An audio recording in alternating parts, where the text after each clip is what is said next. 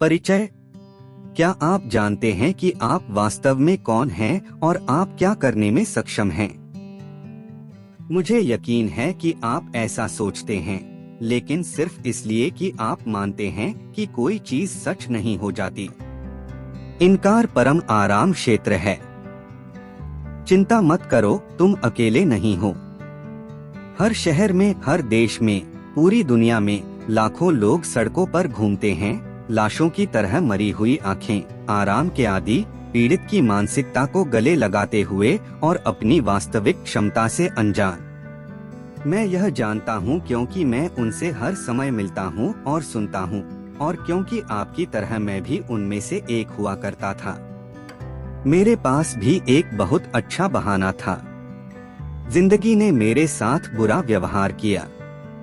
मैं टूटा हुआ पैदा हुआ था, मारपीट के साथ बड़ा हुआ, स्कूल में यातनाएं झेली गईं और बुला लिया गया चॉकलेट का रंग जितना मैं गिन सकता था उससे अधिक बार। हम एक समय गरीब थे, कल्याण पर जीवित थे, सरकारी सब्सिडी वाले आवास में रह रहे थे और मेरा अवसाद सता रहा था। मैंने जीवन को सबसे निचले स्तर पर जिया और मेरा भविष्य पूर्वानुमान बहुत ही निराशाजनक था। बहुत कम लोग जानते हैं कि नीचे कैसा महसूस होता है, लेकिन मैं जानता हूँ। यह क्विकसैंड की तरह है। यह आपको पकड़ लेता है, अपने अंदर दबा लेता है और जाने नहीं देता। जब जीवन ऐसा हो तो बह जाना आसान होता है और बार बार वही आरामदायक विकल्प चुनते रहते हैं जो आपको मार रहे हैं। लेकिन सच्चाई यह है कि हम सभी आदतन आत्मसीमित विकल्प चुनते हैं। यह सूर्यास्त जितना प्राकृतिक और गुरुत्वाकर्षण जितना मौलिक है। हमारा दिमाग इसी तरह से जुड़ा हुआ है। यही कारण है कि प्रेरणा बकवास है। यहाँ तक कि सबसे अच्छा पेप टॉक या सेल्फ हेल्प हैक भी एक अस्थायी समाधान के अलावा कुछ नहीं है। यह आपके मस्तिष्क को दोबारा तार नहीं करेगा। यह आपकी आवाज को बढ़ाएगा या आपके जीवन का उत्थान नहीं करेगा। प्रेरणा बिल्कुल किसी को नहीं बदलती। मेरी जिंदगी में जो बुरा हाथ था वह मेरा था और उसे ठीक करना केवल मेरा ही था। इसलिए मैंने दर्द की तलाश की, दुख से प्यार हो गया और अंततः खुद को ग्रह के सबसे कमजोर व्यक्ति से सबसे कठोर इंसान में बदल लिया।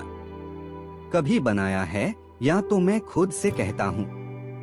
संभावना है कि आपका बचपन मेरी तुलना में बहुत बेहतर रहा हो और अब भी आपका जीवन बहुत अच्छा हो, लेकिन इससे कोई फर्क नहीं पड़ता कि आप कौन हैं, आपके माता पिता कौन हैं या थे, आप कहाँ रहते हैं, आप आजीविका के लिए क्या करते हैं या कैसे आपके पास जितना पैसा है, आप संभवतः अपनी वास्तविक क्षमता के लगभग 40% पर जी रहे हैं। बहुत शर्म की बात है। हम सभी में इससे कहीं अधिक बनने की क्षमता है। वर्षों पहले मुझे मैसाचुसेट्स इंस्टीट्यूट ऑफ टेक्नोलॉजी के एक पैनल में शामिल होने के लिए आमंत्रित किया गया था। एक छात्र के रूप में मैंने कभी विश्वविद्यालय के व्याख्यान कक्ष में कदम नहीं रखा। मैंने मुश्किल से हाई स्कूल में स्नातक किया था। फिर भी मैं कुछ अन्य लोगों के साथ मानसिक दृढ़ता पर चर्चा करने के लिए देश के सबसे प्रतिष्ठित संस्थानों में से एक में था। चर्चा के दौरान एक प्रतिष्ठित MIT प्रोफेसर ने कहा कि हम में से प्रत्येक की आनुवंशिक सीमाएं हैं।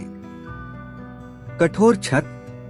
कुछ चीजें हैं जो हम नहीं कर सकते, चाहे हम मानसिक रूप से कितने भी मजबूत क्यों न हो। उन्होंने कहा, जब हम अपनी आनुवंशिक सीमा तक पहुंचते हैं तो मानसिक दृढ़ता समीकरण में प्रवेश नहीं करती है। उस कमरे में मौजूद हर कोई वास्तविकता के उनके संस्करण को स्वीकार करता दिख रहा था, क्योंकि यह वरिष्ठ कार्यरत प्रोफेसर मानसिक दृढ़ता पर शोध करने के लिए जाना जाता था। यह उनके जीवन का काम था। यह भी बहुत सारी बकवास थी और मेरे लिए वह हम सभी को परेशानी से मुक्त करने के लिए विज्ञान का उपयोग कर रहा था। मैं तब तक शांत था क्योंकि मैं इन सभी स्मार्ट लोगों से घिरा हुआ था, बेवकूफ महसूस कर रहा था। लेकिन दर्शकों में से किसी ने मेरे चेहरे का भाव देखा और पूछा कि क्या मैं सहमत हूँ। और अगर आप मुझसे सीधा सवाल पूछेंगे तो मैं शर्माऊंगा नहीं। इसका अध्ययन करने के बजाय इसे जीने के लिए कुछ कहा जाना चाहिए, मैंने कहा। फिर प्रोफेसर की ओर मुड़ा। आपने जो कहा वह अधिकांश लोगों के लिए सच है, लेकिन 100% नहीं। हम में से 1% लोग हमेशा ऐसे होंगे जो बाधाओं का सामना करने के लिए काम करने को तैयार हैं। मैं अपने अनुभव से जो कुछ जानता था उसे समझाने लगा। कोई भी व्यक्ति पूरी तरह से अलग व्यक्ति बन सकता है और वह हासिल कर सकता है जो उसके जैसे तथाकथित विशेषज्ञ दावा करते हैं। यह असंभव है, लेकिन इसके लिए बहुत सारे दिल, इच्छा शक्ति और एक बख्तरबंद दिमाग की आवश्यकता होती है। हेराक्लिटस 5वीं शताब्दी में फारसी साम्राज्य में पैदा हुआ एक दार्शनिक था। ईसा पूर्व जब उन्होंने युद्ध के मैदान में पुरुषों के बारे में लिखा तो यह सही था। उन्होंने लिखा, हर 100 लोगों में से 10 को वहां होना भी नहीं चाहिए। 80 सिर्फ लक्ष्य हैं, 9 असली लड़ाके हैं, और हम भाग्यशाली हैं कि वे हमारे पास हैं, क्योंकि वे लड़ाई लड़ते हैं। लेकिन एक योद्धा है। जब आप अपनी पहली सांस लेते हैं, उसी समय से आप मरने के योग्य हो जाते हैं। आप भी अपनी महानता खोजने और एक योद्धा बनने के पात्र बन जाते हैं। लेकिन आगे की लड़ाई के लिए खुद को तैयार करना आप पर निर्भर है। केवल आप ही अपने दिमाग पर काबू पा सकते हैं, जो कि उपलब्धियों से भरा एक साहसी जीवन जीने के लिए आवश्यक है, जिसे ज्यादातर लोग अपनी क्षमता से परे मानते हैं। मैं MIT के उन प्रोफेसरों की तरह प्रतिभाशाली नहीं हूँ, लेकिन मैं वह एक योद्धा हूँ।